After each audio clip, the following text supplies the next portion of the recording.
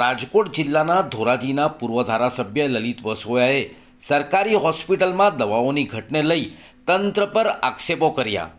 હાલ વાયરલ ઋતુજન્ય રોગચાળાએ માથું ઉચક્યું છે। તાવ, શરદી, ઉધરસના દર્દીઓથી હોસ્પિટલ ઉભરાતા માજી ધારાસભ્ય શું કહી રહ્યા છે જુઓ। ધોરાજીથી નયન રાવરાણીની રિપોર્ટ।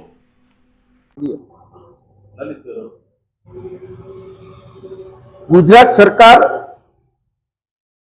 આરોગ્યની સુવિધાઓ વિશે બહુ મોટી મસ્ત વાતો કરે છે, પરંતુ તાલુકા મથકોના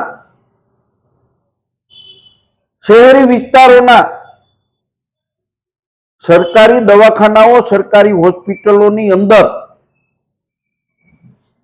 દવાઓનો અભાવ છે।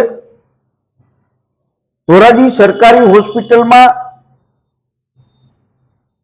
દવાના અભાવે ગરીબ દર્દીઓને બહારથી દવા લેવી પડે છે।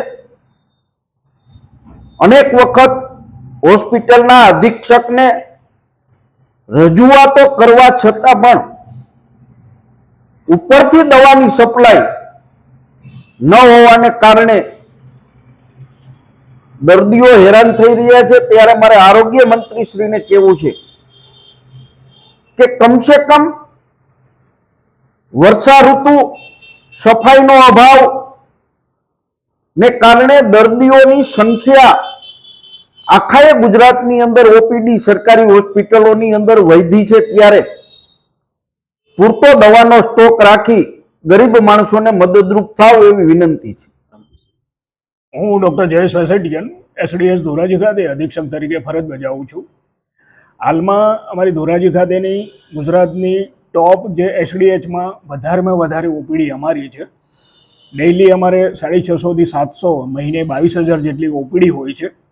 દવાઓની તો આજની તારીખે અમારી પાસે 133 આઇટમ છે, એ જીએમએસીએલ દ્વારા ઝીરો સપ્લાયડ આઇટમ છે।